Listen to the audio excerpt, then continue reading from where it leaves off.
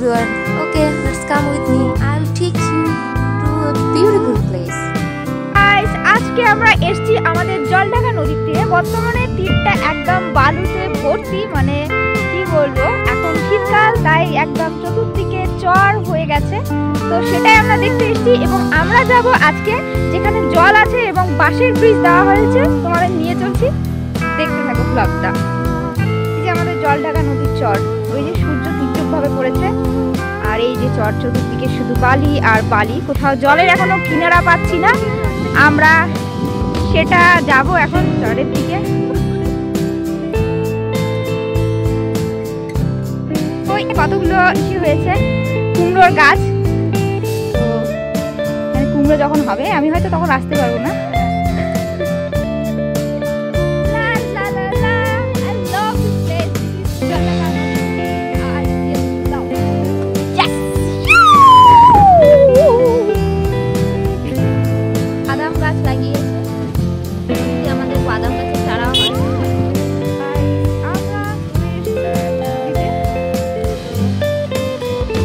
বাঁশের ব্রিজ, তো তোমাদের ওইদিকে কোনো বাঁশের ব্রিজ থাকলে এরকম নদীতে আমাকে কমেন্ট করো।